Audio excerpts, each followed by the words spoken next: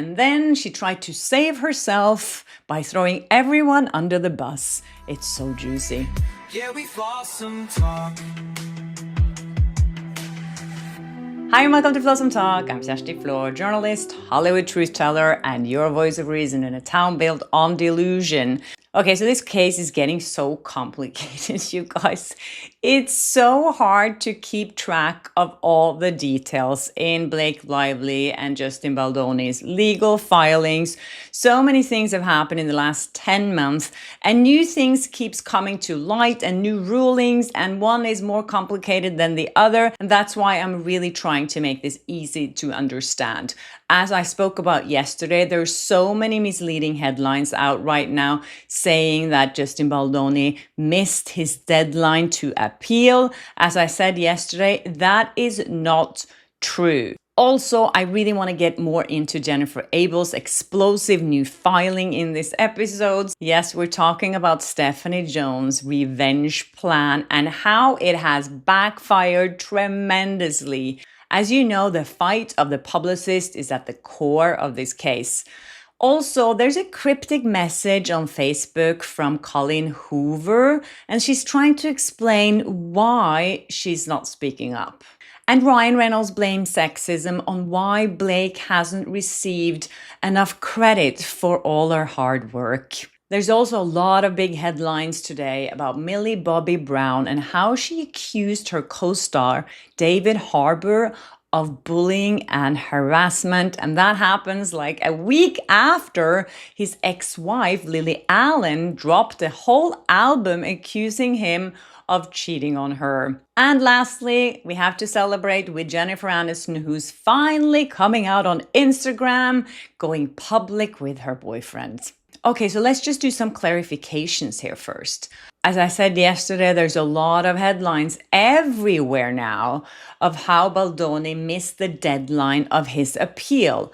And that is not true. He missed one deadline, which was to amend his complaint after it was dismissed back in June. If he had chosen to amend back in June with a few points that the judge left open for them to amend, he would not have been able to appeal later on. And as you know, on Friday, the judge did a ruling and he said that, okay, we're finalizing this. Justin Baldoni's case against Blake, Ryan, and Leslie Sloan is dismissed finally on paper. And then he also said, no one can appeal anything before I have ruled on Blake Lively's attorney's fees. He explained it like this, saying procedure permit district courts to treat motion for attorney's fees as Rule 59. And he said that the time to appeal begins when the district court rules on that motion. The reason for this is because he doesn't want two appeals. He wants to put it all together in one if they choose to appeal the case itself and if they choose to appeal on the attorney's fees. They don't have to do that separately. He wanted them to be able to do that as one case because he says that they're so related anyways that it would just be confusing if they had to appeal twice.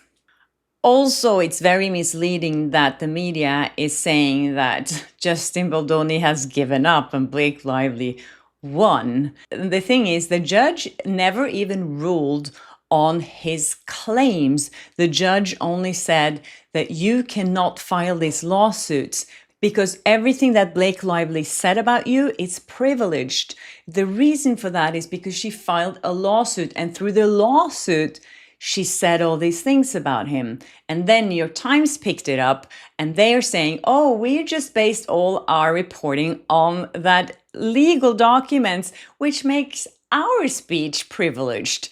So in theory, the way this works is if, for example, you are very unhappy with your employer and you want him to suffer or you want to punish him, you could just file a lawsuit and claim SH, and then you can tip off the local newspaper about it and they can write about it, and then he has no right to sue you for defamation.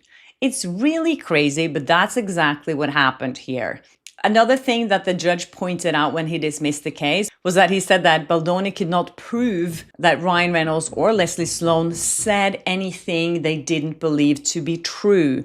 All the mean things that they said, that they planted in the media, they believe to be true, so then it's okay. Anyways, let's get more into this juicy details of Jennifer Abel's amended complaint that she filed just before the weekend. I did talk a little bit about it yesterday, about the Van Zandt sham lawsuit and all the evidence surrounding that. But today I wanted to get more into some of the other juicy details here because there's a lot. One thing that Jennifer Abel is pointing out here is that Stephanie Jones is married to a top agent at William Morris Endeavor, WME, who also represents Blake Lively and Ryan Reynolds. So the two of them, she calls them a power couple. And of course, now it makes so much sense why Justin Baldoni was fired by his agents as soon as that New York Times article dropped. Yeah, so now we know that all of that was probably planned, maybe months ahead. They planned this huge ambush, this huge bomb that they were going to drop in the New York Times. And then they planned all the surroundings. I think that was definitely planned beforehand. And also, allegedly, when Liz Plank, his podcast co-host, also dropped him the same day, that was also planned. All of this is stuff that's been going on behind the scenes that we thought, oh, this is just an effect of that New York Times piece. It's not. This was all planned. Jennifer Abel also gets really into details about all the big talents that started dropping Stephanie Jones and how she freaked out about it. Also something interesting where Baldoni and Lively's team both agreed that they would have a truce, that none of them would actually plant negative stories about each other because it would only hurt the movie. And then Stephanie Jones broke that promise and pissed off everyone.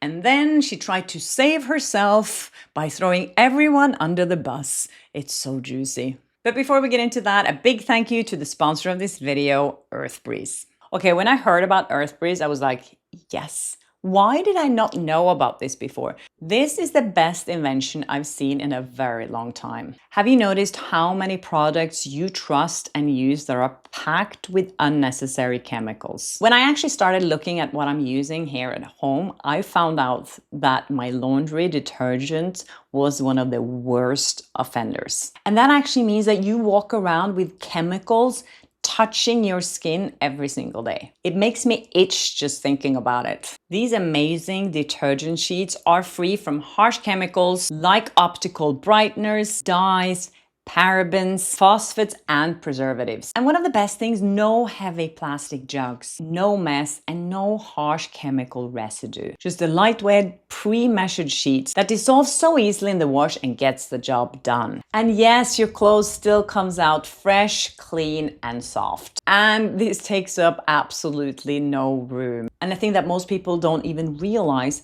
is that these detergents that are filled with harsh chemicals don't even really clean your clothes. Things like optical brighteners stick to your clothes like glue, tricking your eyes into believing that your laundry looks whiter and brighter. Under a black light, you can actually see them, and it's pretty gross. With EarthBreeze, I feel so much better knowing that I don't fill up my home with unnecessary chemicals. It's simple, eco-friendly packaging and no jugs. So if you want something powerful that cleans your clothes without any harsh chemicals, then you should try EarthBreeze. Right now, you can try EarthBreeze for up to 40% off and 4 free gifts at earthbreeze.com/Kjersti, my name, or scan this QR code. That's earthbreeze.com/Kjersti, my name, KJERSTI. Okay, so back to Jennifer Abel's amended complaint here and all the juicy details. So back in April of 2023, a lot of the big talents started leaving Stephanie Jones. She had a terrible reputation, according to Jennifer Abel, in the industry. She seemed like very unhinged from what I'm reading in these documents. And that's probably one of the reasons why so many big stars chose to leave her. One of them being Dwayne Johnson, The Rock. Another one, Jeff Bezos and his wife, Lainey Wilson, Chris Hemsworth, and Wheels Up, Ocean Spray, and Partake Foods all left Stephanie Jones or Jones Works, and she started to really freak out. One of the things that she did with these people who left her company, according to Jennifer Abel, is to create fake social media accounts and troll former employees and journalists she deemed hostile. And one of them was a journalist from Puck, Matt Baldoni. She was apparently obsessed with him. And Jennifer said here that she also witnessed that Stephanie Jones was working with journalists to plant and contribute to negative stories about former JonesWorks clients who had fired JonesWorks. So if you saw any negative stories about The Rock back in April, May, June 2023, you probably know where they came from. Also, it says here that on July 10th of 2024, Abel notified Stephanie Jones that she wanted to leave the company and she wanted to start her own business. Stephanie Jones was not happy about that, but they did agree to a 6-week transition period. So her ending date would be August 23 of 2024. When that date came, we know what happened. Stephanie Jones sent a security guard, an attorney, and a forensic data technician to take Jennifer Abel's phone from her. They said this is our company's phone because she was given an iPhone when she started there. She kept her old number that she had from high school, but they said this is physically ours. Give us the password so we can access everything. They didn't say that. They said give us the password so we can just restart and clean up your phone for you and we'll give it back to you, your phone number. They never did. Anyways, another thing we see from the filing here is that Stephanie Jones had shown other employees as well the content of Jennifer Abel's phone. Here's a text showing that when Jennifer Abel is sending a text to one of her former coworkers, she says, just know that whatever she is telling you, Stephanie Jones, about me or what I've done, it's not true. I've enjoyed working with you both and wish you nothing but the best. Then this person has a response and says, unfortunately, your company phone says otherwise. So obviously, they've seen the company file. She has shared Jennifer Abel's private communications with a lot of people in the office. Anyways, so the friction really started when Jennifer Abel said to Stephanie Jones, we need to get on top of this, all this drama of It Ends With Us, and we are representing Justin Baldoni, so we need to hire a crisis management team that can help us with this. And she suggested Melissa Nathan. Stephanie Jones doesn't like Melissa Nathan, so she said, no, I don't want to go for her. I don't like her. And Jennifer Abel is saying here that she thinks that she felt that Melissa Nathan was more like a competitor to her, so that's the reason why she didn't want to hire her. Then the Wayfair party said, okay, we want to decide ourselves who we want to hire as our crisis management team. And they had a meeting with Melissa Nathan and they said, we really like her, we want her.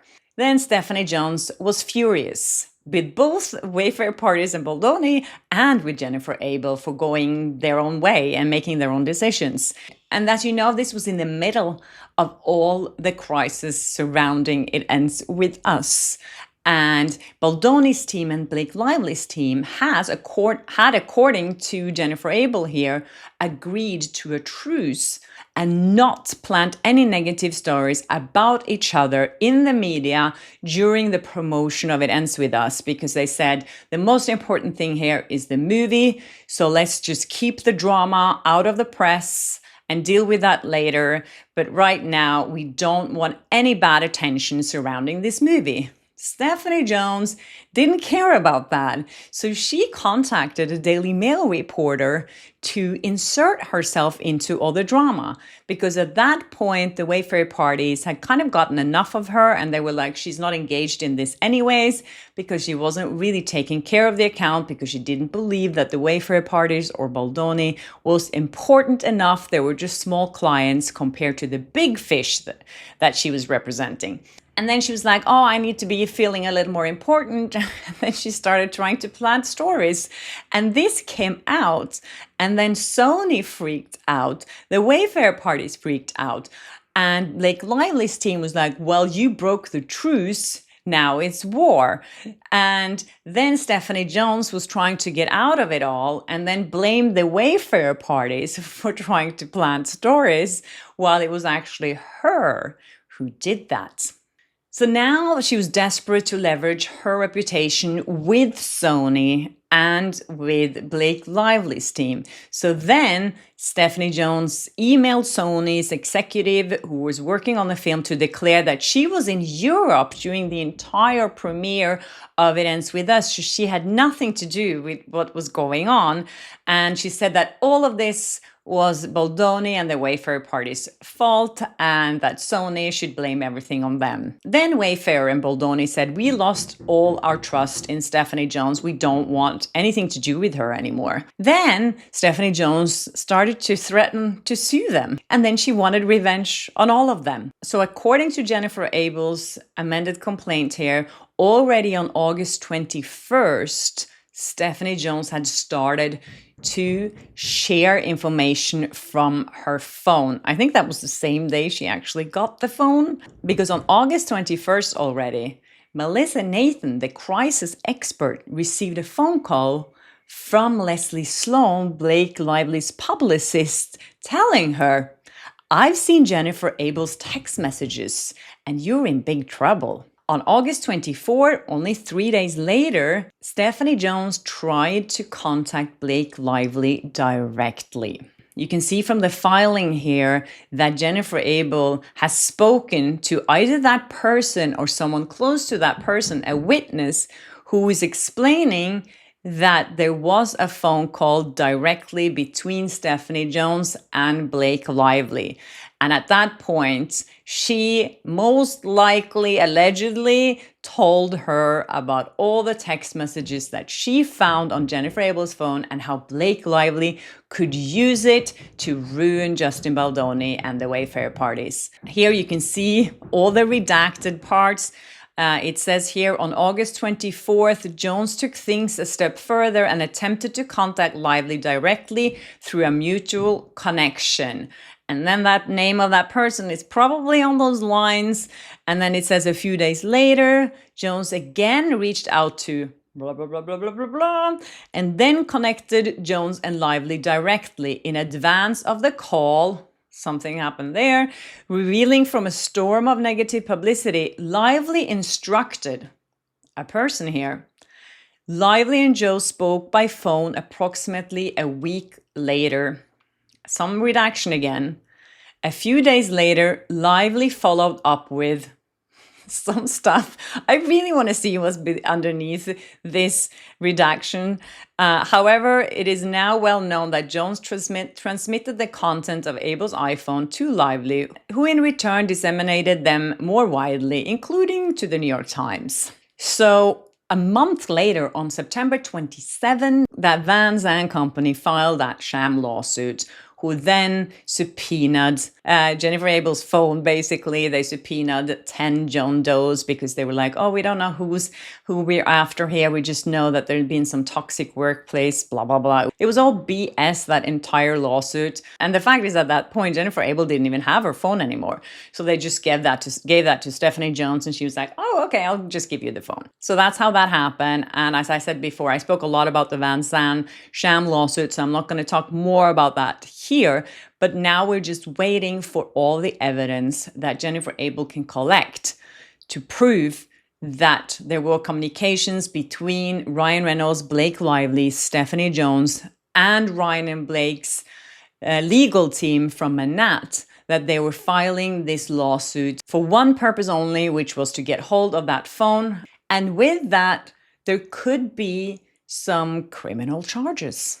If Jennifer Abel wins, Jones Works and Jones personally could owe her millions in damages.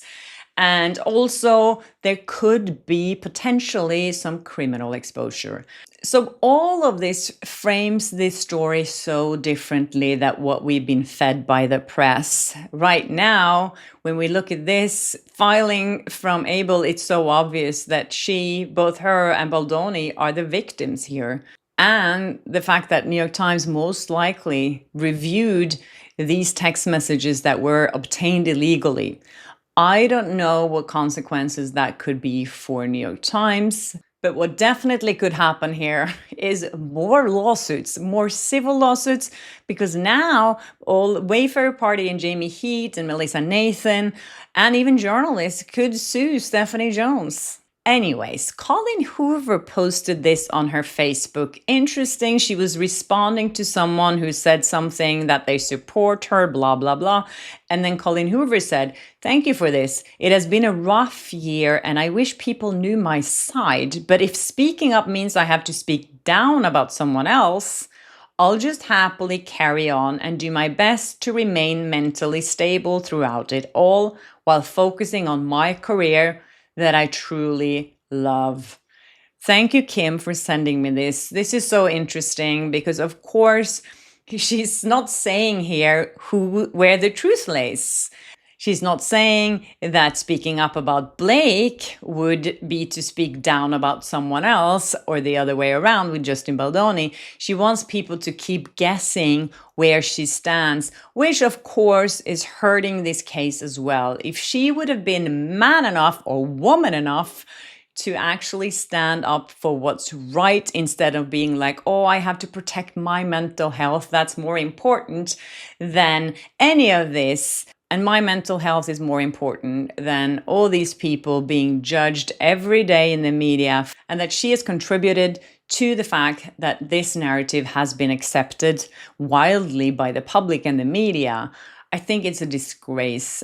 And I wonder what she said in her deposition, if she was actually telling the truth there, or if she was just saying the way I recall things.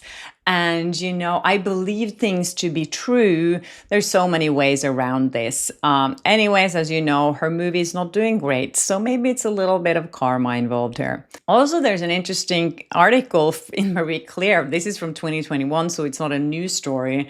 But Ryan Reynolds came out and blamed inherent sexism for Blake Lively never being credited for her work in his films. Interesting. He says there's a lot of A++ writing that I've done that was actually Blake. Ryan has revealed that inherent sexism in the film industry is the reason why his wife, Blake Lively, has never received credit for writing a number of scripts for his most famous films. I find this very, very suspicious. First of all, if it was his films and his wife was writing some of the script for the film, why didn't he, with his power position, tell everyone, like, my wife did this and I want her to get credit? So he's saying here that he couldn't stand up for his wife to get the credit. Another thing is that if she's just writing in a movie when she's not hired to write anything, then she's breaking the rule, just like he did on It Ends With Us. So this whole thing makes no sense to me. And especially because, as I said the other day, Ryan Reynolds was called out as one of the big top stars who's never worked with a female director. So he's very guilty of being a sexist himself, if you put it that way. Also, the fact that Blake now is going after so many women in the industry to try to destroy them because she can't accept the fact that people don't like her. People like Melissa Nathan, Jennifer Abel, me, other content creators, even dragging Taylor Swift into this again, and the wives of the men she's accusing of bad behavior. She's dragging them into this as well, as I spoke about yesterday. It's also appalling. And especially now, how ironic is this that Ryan Reynolds is coming out as this feminist? Like, no. Also, a lot of the headlines today are about Millie Bobby Brown accusing David Harbour of bullying and harassment on the set of Stranger Things. This comes 1 week after Lily Allen, his ex-wife, released that album that was everywhere about how he was cheating on her or how he was breaking the rules of their open marriage, and she was really heartbroken. So David Harbour, he's struggling now.